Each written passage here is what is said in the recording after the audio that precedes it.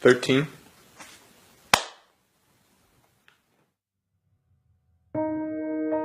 Chris Williams, C-H-R-I-S-W-I-L-L-I-A-M-S.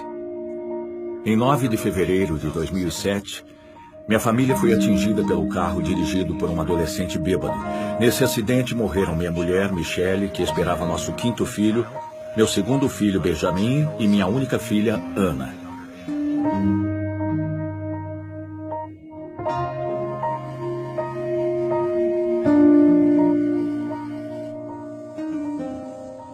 Para nós, aquela era uma sexta-feira normal. Nos divertimos bastante. Fomos jantar fora. Meu filho mais velho tinha saído com os amigos. Vi os faróis de um carro vindo em minha direção numa velocidade incrível. Tentei desviar, mas não deu tempo.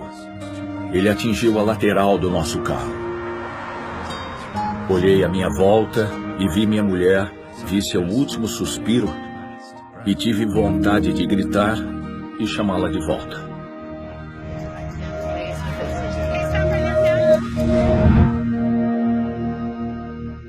O próximo som foi o do meu próprio choro de angústia pela morte deles. Foi quase como se eu estivesse fora do meu corpo e ouvisse aquilo e percebesse que era eu quem produzia aquele som. Nunca me senti tão vulnerável na vida. Nunca me senti tão esmagado, espiritual, emocional e fisicamente. Quem tem filho adolescente fora de casa depois da meia-noite fica apreensivo quando toca o telefone. Eu levantei, atendi o telefone. Do outro lado da linha, um homem se identificou como sendo da polícia de Salt Lake City. Ele disse que nosso filho Cameron estava bêbado e que tinha se envolvido em um acidente, mas estava bem. Ele disse que nesse acidente 3 pessoas morreram.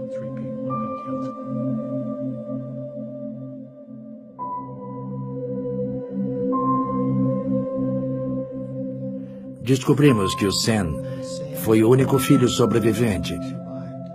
Então fomos para o hospital universitário, onde a família do Chris estava.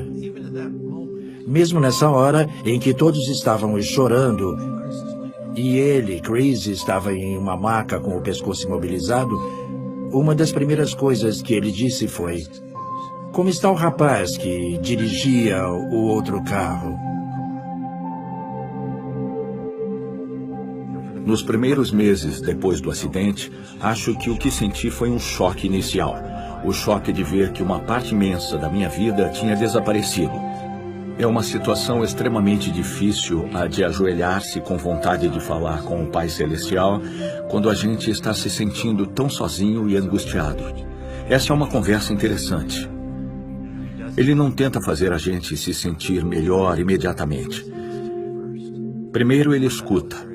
Achei que isso ajudou muito. Ele permitia que eu desabafasse a raiva, mas inevitavelmente voltava a ensinar-me as coisas de seu Filho Jesus Cristo. Quando eu ficava com raiva ou sentia-me muito sozinho, não canalizava isso para o causador do acidente. Canalizava para o Salvador. Quando olhei pela janela do carro, vi o carro que nos atingira virado. Eu ainda não sabia nem compreendia o que tinha acontecido, nem quem fizera isso conosco, nem qual era a situação. Só me lembro de sentir que eu precisava deixar isso tudo para trás. Podemos lidar com os problemas, com as situações e o sofrimento como Jesus lidaria. Ou podemos lidar de alguma outra forma. Acho que Chris aprendeu isso cedo na vida. Então, quando a hora chegou naquele carro, acho que ele havia decidido há muito tempo como agiria em uma situação assim.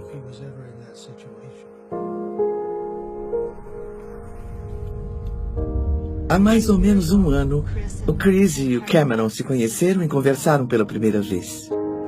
Quando eu o conheci, estava numa sala e ele entrou com um grande sorriso.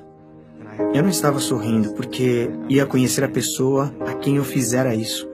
Ele veio e apertou a minha mão. Ele estava disposto a falar do acontecido e do que sentia. O Chris disse as coisas que o Cameron precisava ouvir sem medir as palavras. E ele disse o que sentia e o que isso significava. Ele quer que eu deixe o que passou para trás. Quer que eu escolha uma data e esqueça o acontecido e siga em frente. Deixe isso para trás completamente. Não dá para explicar. É um sentimento imenso de gratidão, de força, que sinto quando o vejo e quando vejo como ele agiu nisso tudo. Fomos ao funeral. E depois um de nossos vizinhos, que também esteve presente, veio para mim e perguntou: "Você já leu o artigo sobre o Chris?" O artigo era sobre o perdão. Uma emoção intensa me dominou. Foi como se uma torrente lavasse o desespero da minha alma. Saber que havia alguém capaz de perdoar assim foi uma experiência libertadora. A de saber que ele era capaz de reagir assim.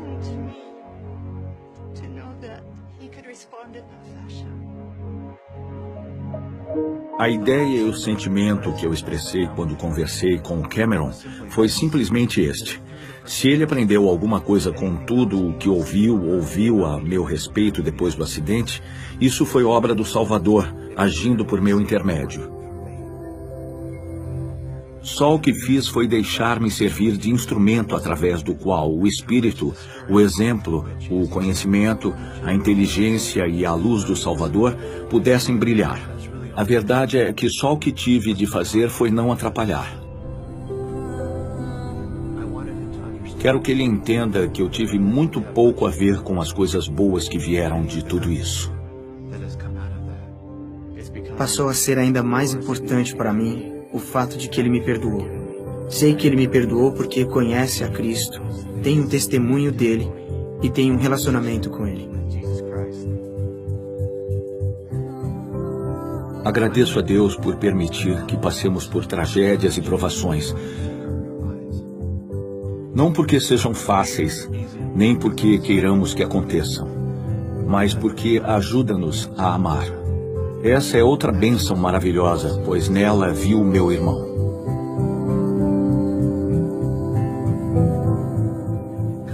Foi para conhecer o homem de dores, experimentado em sofrimentos, como eu conheço, que estou aqui. Foi dificílimo aprender essas lições da forma que aprendi.